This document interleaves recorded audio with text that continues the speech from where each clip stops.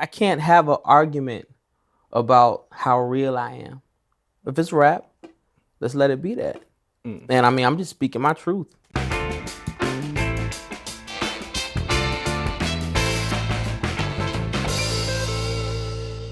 What's up, geniuses? This is For the Record, and I'm your host, Rob Markman. Now, if you're a rap fan, if you're a fan of quality rap music, quality bars, A1 lyrics, then our guest this week needs no introduction.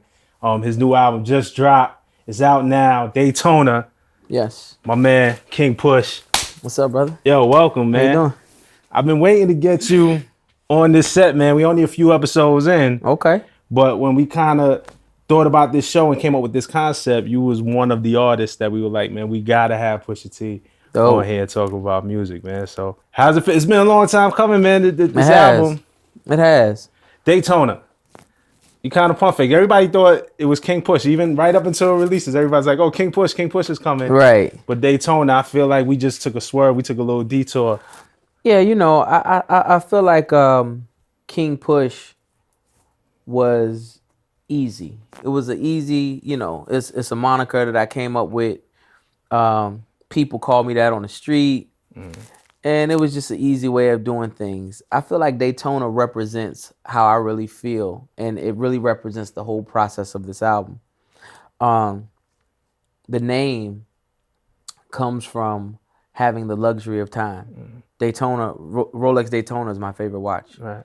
And this album, you know, the process in doing this album was like, it was a tedious process, but I think it says a lot about, you know, how much time I wanted to put into it. And it says a lot about the luxury of time that I have as an artist. And I feel like a lot of artists don't have this luxury. Well, it's also, I feel like a mentality, it's a mental space that you're in, because we feel like we don't have time, right? There's not enough time. Enough time. Because you've addressed this a little bit on Darkest Before Dawn, like, you know, Once in Every Blue Moon, talking about these other artists. Like, you really sit back and craft a work, and you're okay with not coming out within a cycle, right, and making sure it's right. Yeah, I mean, you know, what is a cycle? Right. Like, what is a cycle? You know, your cycle is yours. Man, I don't have something to rap about all the time. I don't. Sometimes I don't feel like talking. Sometimes I don't feel like rapping. It's hard to believe, bro, because you know, we feel like you just walk around just writing raps all the time, all day long. Man, it's, you know, it's got a lot going on, man. A lot of different ventures, and you know, at the same time, it's like the gift and the curse of my fan base. My fan base is used to quality music, and if I don't feel like it's quality, they can't have it. Because they're going to let me know, and they're going to let me know in a loud way that it's not quality. But somewhere, I feel like, because there's been, you know, there was times years ago, you and the Neptunes, like we seen the pictures, Chad and Pharrell locked in. We, you know, you and Ye. There's been different like iterations of whatever the next Pusha-T album was supposed to be, which eventually ended up being Daytona. I feel like somewhere there's a golden hard drive of just years of music. You know, we everybody that you just mentioned, myself, the Neptunes, Ye, we create a lot. You know, not everything makes the cut, but we create, you know, all the time. You know, I'm in LA, you know, 2 or 3 times a month, right? Usually I'm there for, you know, good music business. Every time I'm there, I get a impromptu session with Pharrell. Every time. You know, sometimes we come up with stuff, sometimes we don't. Must be nice. But I'm just saying, like, you know, it just happens. Like, send me the loop, you know, and you know, we mess with records, and you know, we move on from it. And if it, you know, if it strikes me later or whatever, then I go at it. He'll ask me, hey, how you feeling that joint? Or hey, yo, I think somebody liked that. Can I sell it? And I'll be like, yeah, go ahead. You know, but the process always is continuous. Right. And still with you, I remember one time we spoke years ago that you're with the actual pen and the pad. Still. Is that still what it is? Can you hold those things for me? Because I feel like it needs to go into a museum one day. I got a book in my room right now. Right. I don't know how to do it any other way. Right. I don't know how to write in my head. You know, I can freestyle a little bit, you know. Catch a vibe without it, but I have to put it down. And in regards to saying it, I like to see it. I like to write it, see my verse. That's dope. And you know, I process it differently that way. That's a lot of dope. people just can go in and, you know, freestyle off the top and, you know, then piece it together. A lot of people mumble. You know, they find the patterns and the bounces And then fill the words and then in. fill the words in, which is pretty good for a vibe. Right. I think I'm too literal of a person. Doesn't work that well for me. What's going on in Wyoming, man? What's the vibe? I never thought that we would get, you know, when I hear an album like Daytona and between Wyoming and Utah, was it anywhere else? Was that the bulk of it? Yeah, Wyoming and Utah was the bulk of it.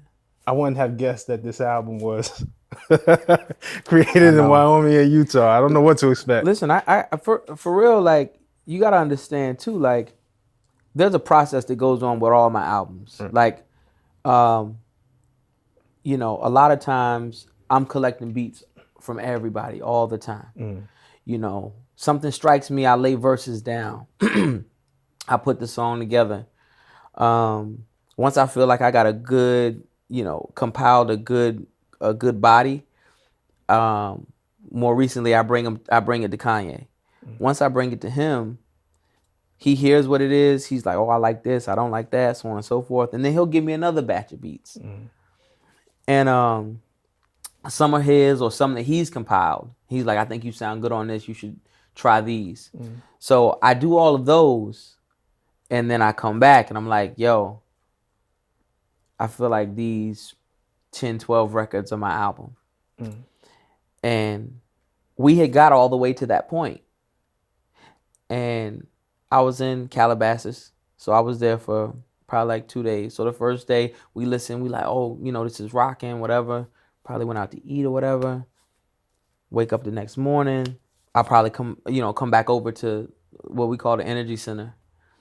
And he was like, man, I was listening to it all night, and I just feel like I could do all of these beats better. Wow. And I was like, all of the beats? What do you mean? Like, he was like, no, I'll just do them all myself. I'm gonna just do it all. I was like, okay. He was like, well, let's go to Utah. Where the jazz play. So, you know, just whatever, man. Like, you know, I understand it though. I mean, you know, to be in LA trying to do this with him, with everything he has going on, it gets a little, you know, distractions, people in and out, so on and so forth. And he's actually rapping on the album. Yes. How do you respond? The name change? The name is called What Would Meek Do? What Would Meek Do? Originally, I had heard the early version. Right. What was it? How do you respond? Right. Is now what we now know as What Would Meek Do? Right. So Kanye starts off. I'm hearing it is crazy, and then, you know, Kanye's verse coming, and I hear poop, scoop, and I'm like, oh, what? Oh, are we going hit on a Pusha-T album? Yo, man. What was your reaction when you heard and then he goes in and he starts actually like really rhyming, and it's a dope verse. But what was your reaction with the, you know, when you first just heard poop, scoop on your record? It was hilarious to me, because, you know, he's, you know, you have to understand, man, he gets a kick out of all of the chaos that he causes, all of the opinions, so on and so forth. So, you know, he when he did that, I knew what that was about. That's just, you know, he put out, I believe that's Lift Yourself. Lift Yourself. He put out Lift Yourself. I'm talking about an amazing beat. Like, the beat is cracked, like, sample, everything that, like, people would die for this beat. And then he does something like that on the beat. All right. Like, just to show you what level of confidence he's at. I'm gonna be real. I unfollowed him on Twitter because I didn't understand and my heart couldn't take it. So that joint drops and I'm hyped. So I'm playing it and the beat is knocking. I'm like, yo, he's finna kill this. And I'm waiting and I'm like, okay, and when they came in, you know, at the point as a rap fan, I just didn't get it at first. And then hear you explain it, I get it. Nah, man. Different level of But arrogance with that guy. But he's laughing. He's getting a kick out because people are like, don't understand. Oh yeah. Maybe the other shoe hasn't dropped yet. Maybe we don't see the whole plan. But you guys are getting a kick out of this. Like you know. Listen, this is his playground. You know. do you know? I know also in the past, a couple of years ago, you actually worked with Hillary Clinton. It was really your first time seeing you step into the political sphere and really using your voice for prison reform, and stuff like that. Still am. So Pusha has his own views of. Do you guys get into it? Is there political debates when he goes on to Make America Great hat again? We don't even debate. He just knows that I'm 150,000% against it. Right. So it's just like you know, we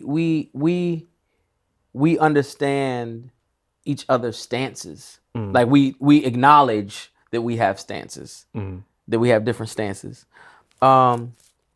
But no, I mean, you know, it's no real political debate. It's really nothing to debate with me. In all honesty, I mean, my stance is so real.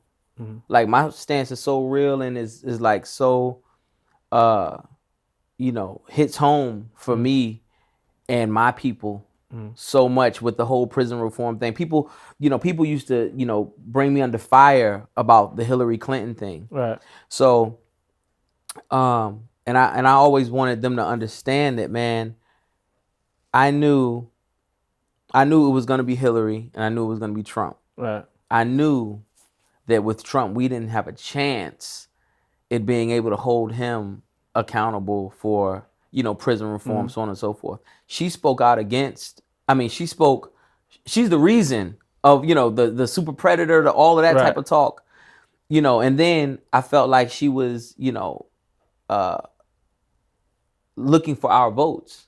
But to have our votes, you gotta fix that. Right. And that was my angle on it. It was like, okay, well, bet. You know, this how we gonna. I'm gonna be able to. Maybe I can hold your feet to the fire if you get in office. Right. Because you needed our votes and you needed a person like myself to be speaking.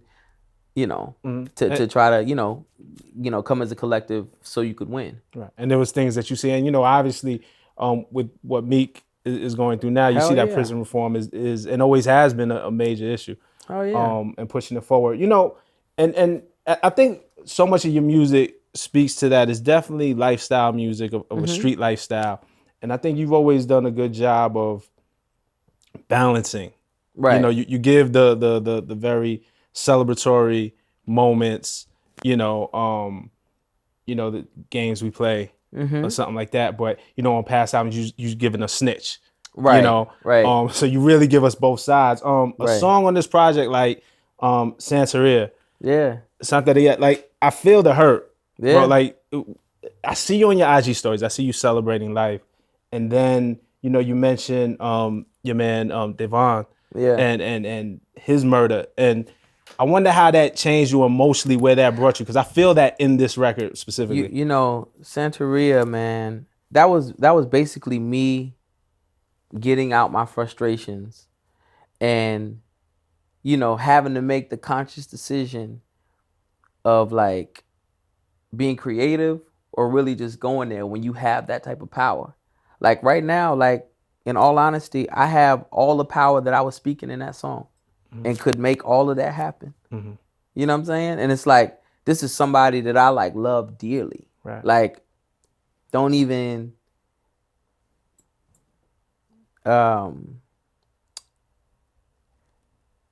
very undeserving. You know what I'm saying? Like we talk about like my records, you know, we talk about street life, so on and so forth. Like, all right, but that ain't who we talking about right here. We talking about somebody else who ain't about that.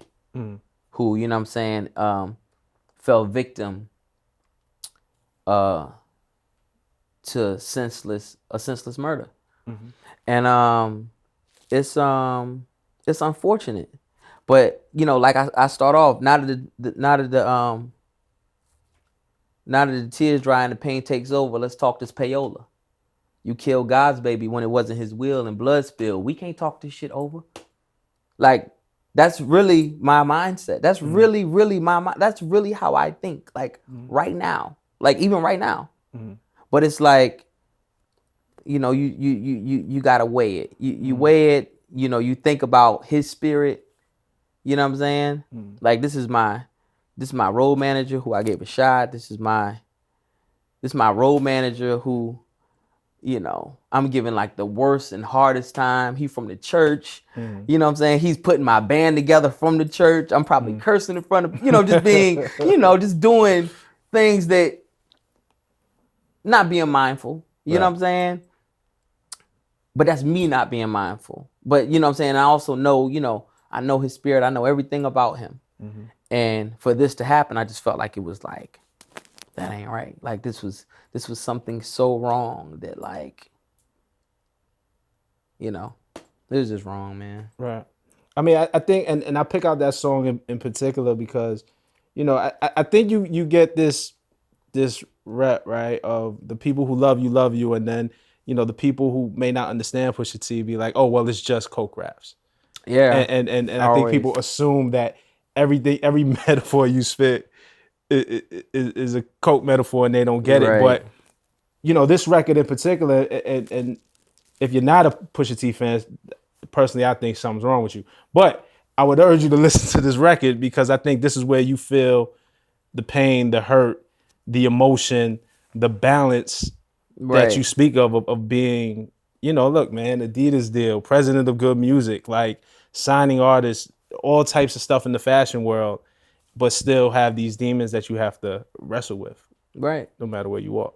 Yeah, Santeria is definitely that balancing act, man. That's a tightrope walk. Right. Nah, it's a dope record. 7 tracks. Yep. First argument. I was like, man, 7. Well, we have plenty. Like, why are we doing this? And Ye was just on 7. He was just like, man, listen, I feel like it's a strong number.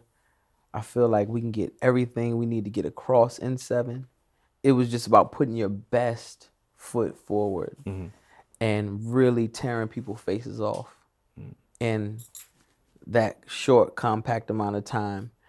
So we went back and forth about it. Well, we went. How you doing? He asked what I thought. I told him what I thought. And then it sort of just got a little bit mute and silent on that side. Right. And and then he hits me with like a track list and like, yo, I think this is it. Right. But it's a whole aesthetic. It's the label, all the projects that are coming out. All the projects now that is true. His project, my project, Cuddy's project, him and Cuddy's project, Nas's project, Tiana's project. I don't believe you about Nas's project. You can keep telling me. I've been with Nas every day. I've been with Nas in Wyoming, every day I was there, he was there. Okay. Yeah. All right. But yeah, so all of the projects are 7. 7 tracks. And man, I will say this, I was wrong about that though.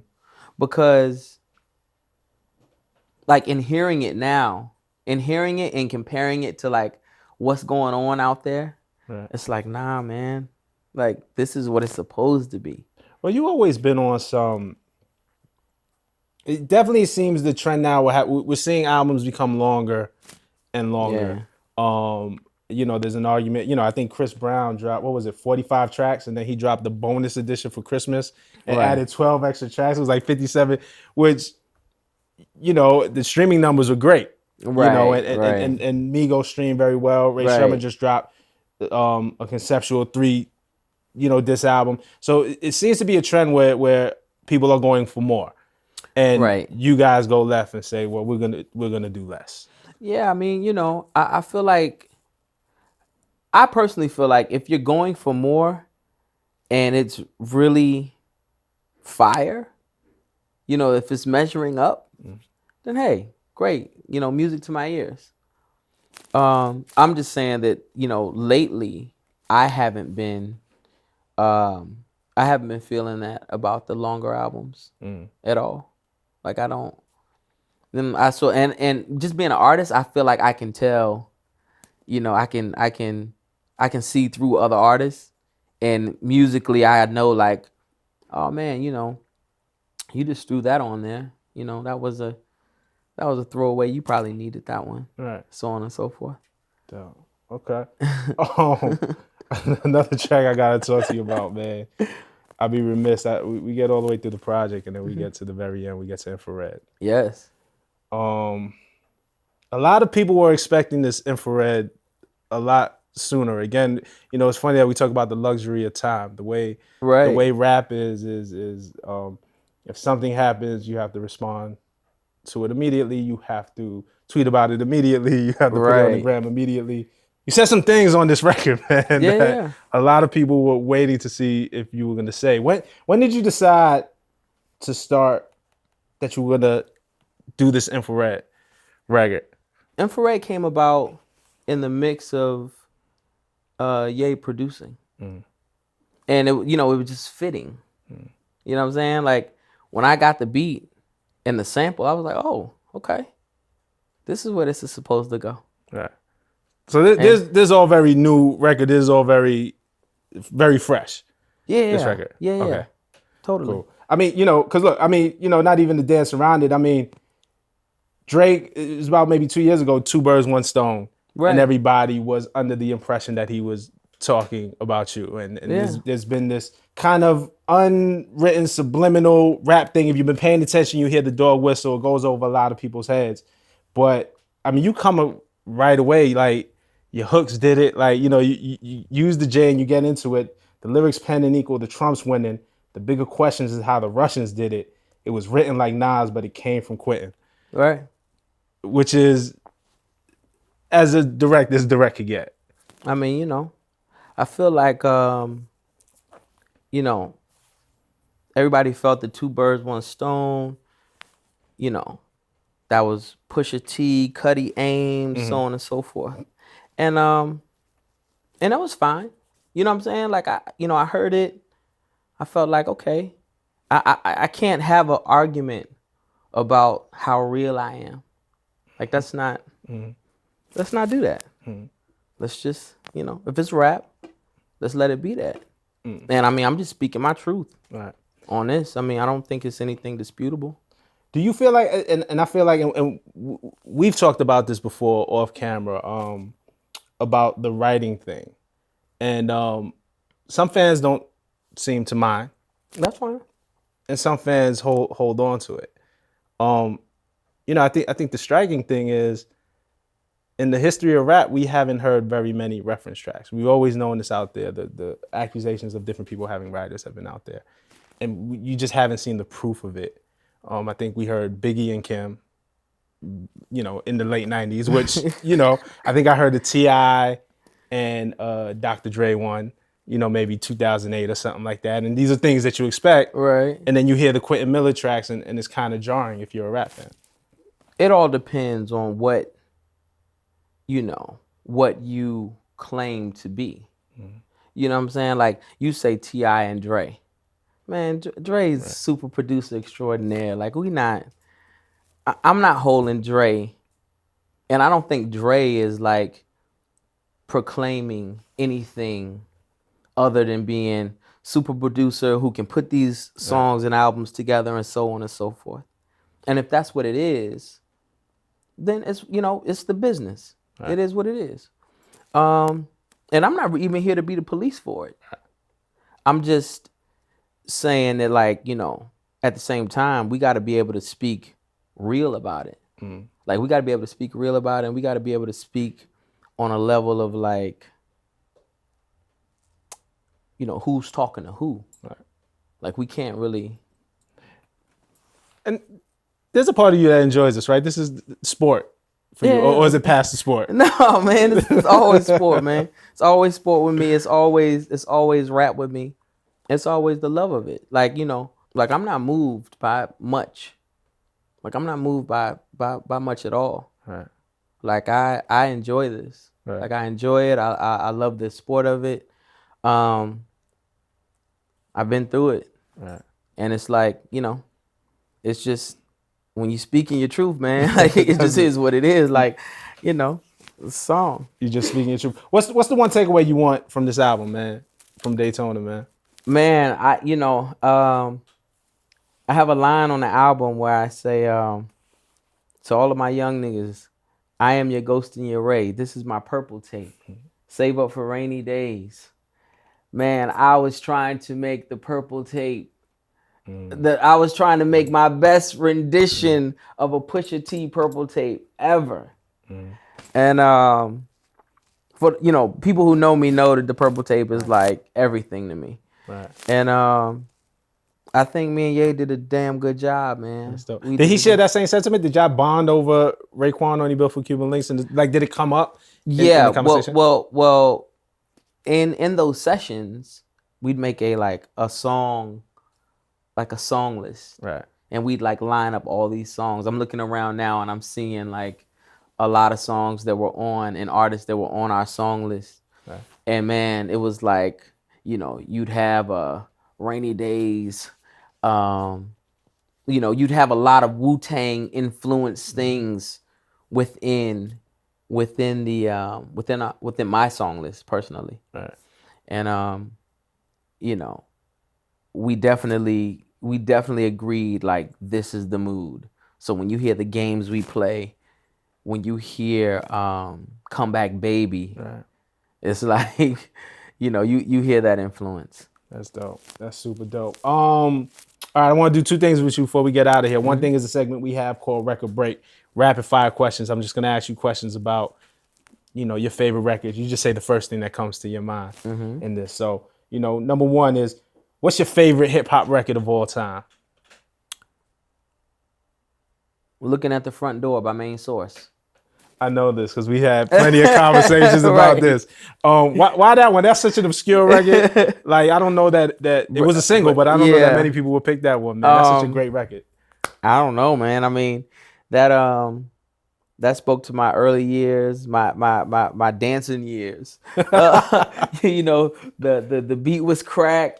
It was like probably one of the illest relationship songs. We fight every night. Yeah. That's not kosher. That's Large Professor. Go look that up, Large Professor was great, super, super great MC, as well as a producer. But like, I have a thing for producers that actually can rap, because to me they're like so dangerous. Well, clearly, I mean, he works with Kanye West. Yeah, but I'm saying, man, like, producers who can rap, they hear things in the beat that are just a regular artist doesn't hear. So they will smoke you on beats all the time. It happens. I don't care if it's Jermaine Dupri, Pharrell, Kanye. They all have the ability to smoke you. Right.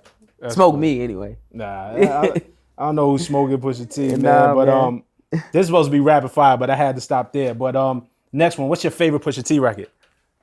My favorite Pusha-T record is Drug Dealers Anonymous featuring Jay-Z.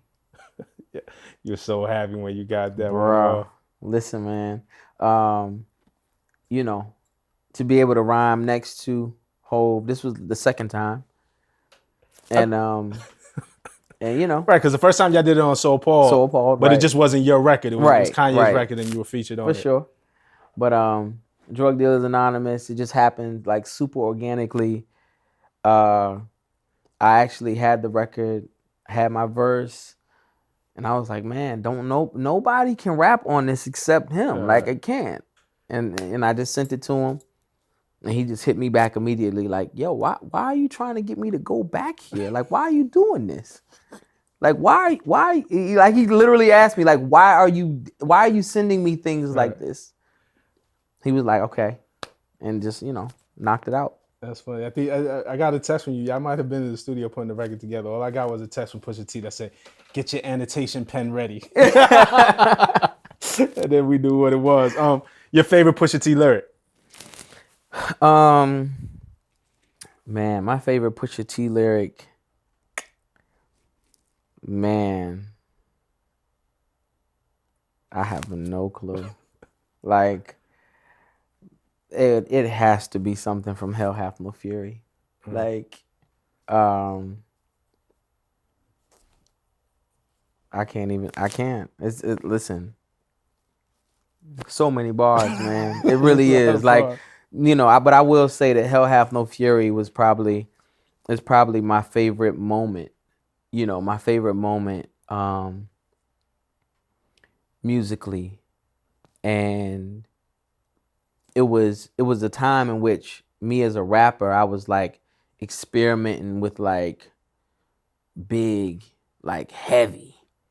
And I just felt like, you know, that was a moment that I really was trying to hone and harness the ghost of Christopher Wallace, like through all my verses and just trying to um, all of the stellar moments and things that I did not understand about his verses. Right. I was trying to like find them and put them in my verses.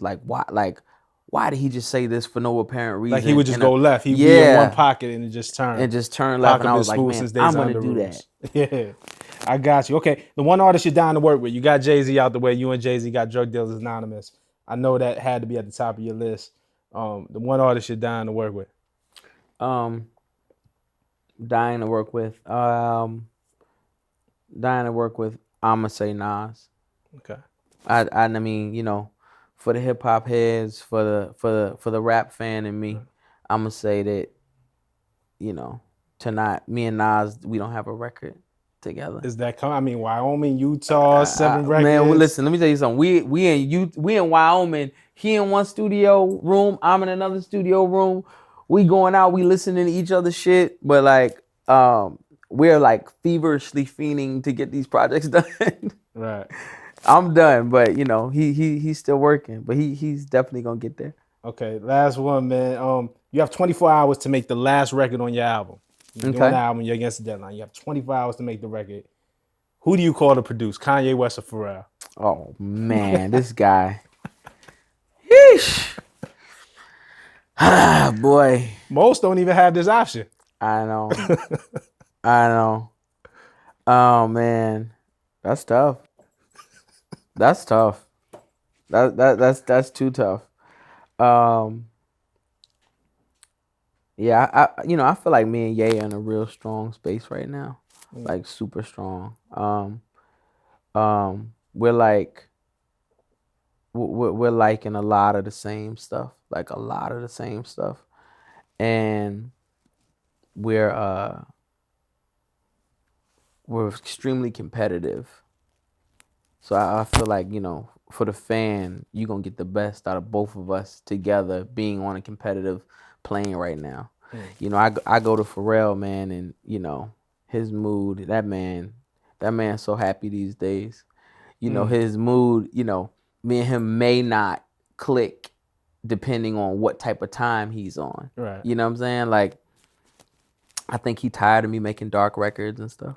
You know what I'm saying? Like, But and, as of right now, so it's you and Ye. yeah, Just there's a good for chemistry. sure. Okay, finally, man, the show is called For the Record. Yeah. So if there's anything that you ever want to clear up, anything or that you just want the people to know, just finish the sentence for me, man. For the record.